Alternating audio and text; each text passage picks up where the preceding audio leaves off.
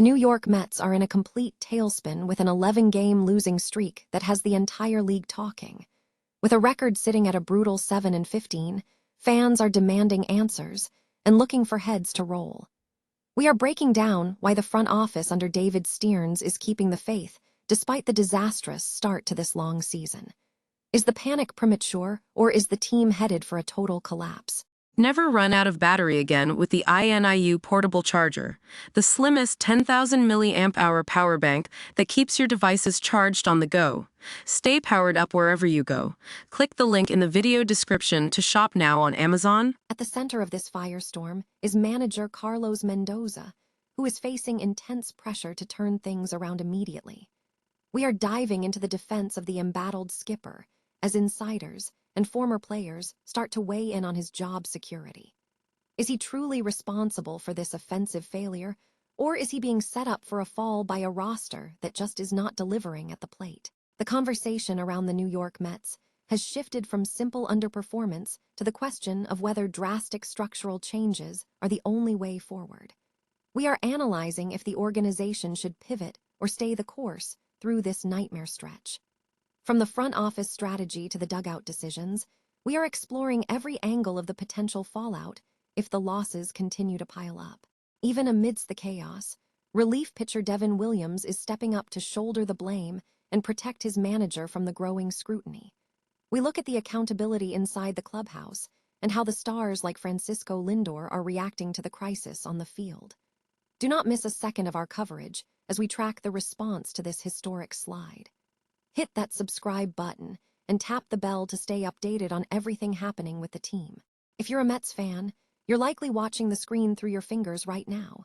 11 straight losses, a 7-15 record that sits at the basement of the league.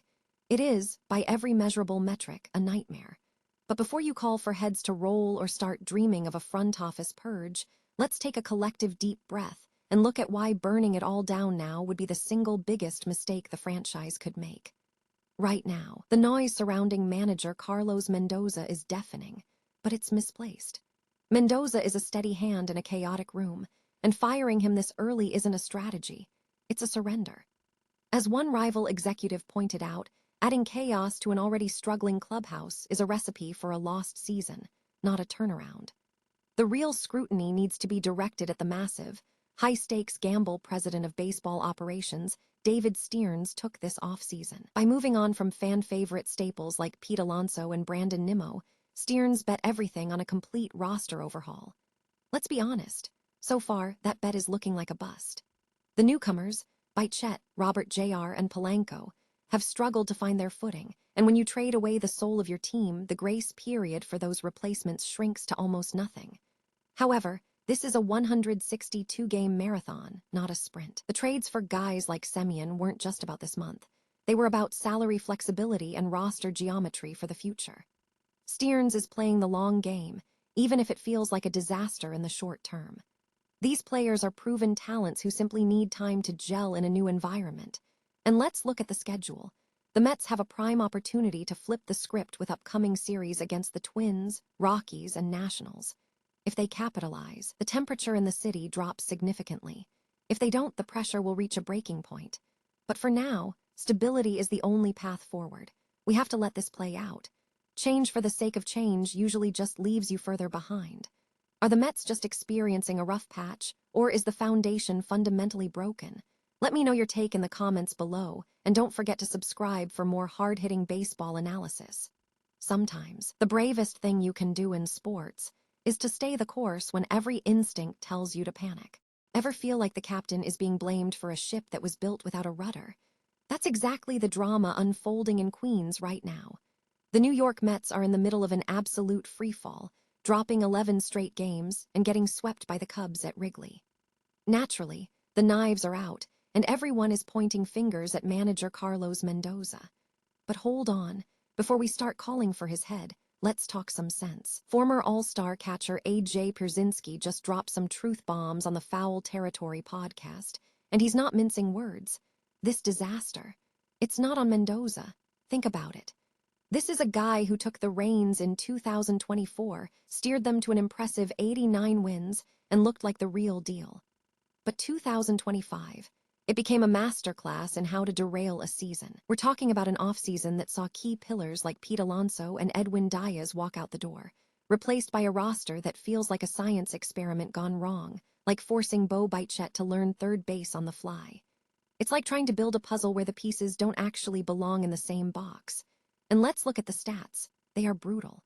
Francisco Lindor is hitting just 205, and as a team, they can't buy a home run, with Francisco Alvarez being the only one showing any real pop. You can't pin that on the manager's lineup card. At some point, the responsibility has to shift to the hitters, the front office, or maybe even the hitting coach. It is a classic sports trope, isn't it? The manager takes the heat when the team tanks, but rarely gets the glory when they soar. Pierzynski is absolutely right. Carlos Mendoza is doing the best he can with the deck he was dealt. If you're a diehard Mets fan, I want to hear from you. Are we scapegoating the wrong guy, or does a losing streak this long always fall on the leader? Sound off in the comments below. Hit that subscribe button to keep up with the latest MLB chaos. And remember, in baseball, just like in life, sometimes the hardest part isn't the failure itself, but figuring out exactly who to blame when the walls start closing in. Is it time for the New York Mets to pull the plug on the Carlos Mendoza experiment, or are we looking at the wrong culprit entirely? Welcome back to the channel, where we dive deep into the spiraling drama at Citi Field. When the expectations are sky high and the results are buried in the basement, the manager is always the first person in the crosshairs. But is firing Mendoza really the silver bullet, or just a desperate distraction from systemic flaws? Today, we are breaking down whether a coaching change could actually salvage the season, or if the front office needs to stop looking for scapegoats and start making some drastic, painful personnel moves instead. The reality is that managerial seat temperatures are rising across the league, but in New York, the pressure cooker is set to a completely different level. We're going to analyze the tactical failures, the roster imbalances, and what a realistic turnaround strategy looks like in the high-stakes world of Queens baseball. So, grab a drink and let's get into the nitty-gritty of this Mets meltdown. If you enjoy this breakdown, hit that like button, subscribe to the channel for daily updates, and let us know in the comments. Would firing Mendoza fix your biggest grievance with the team, or is the rot much deeper?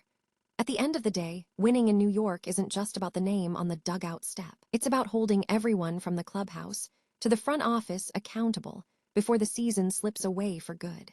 Ever feel like the walls are closing in on your team? For the New York Mets, this season has felt like one long, cruel déjà vu. Sunday's game against the Cubs was the perfect example.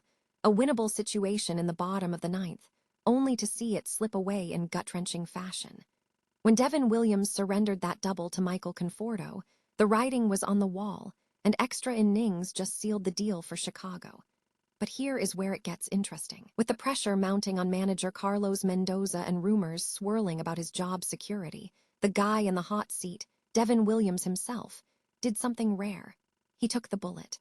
Williams didn't hide. He stood up and told the media straight up that this isn't on the manager. He made a point that really resonates. Mendoza isn't the one swinging the bat or releasing the ball from the mound. It is a harsh truth, but Williams is right.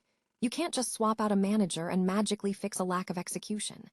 The reality is, Williams was supposed to be the anchor for this bullpen, the elite arm the Mets banked on when they signed him in the offseason. Instead, we are seeing a shadow of the pitcher who dominated in Milwaukee, and that inconsistency is a massive piece of the Mets' current puzzle. It leaves us with a tough question.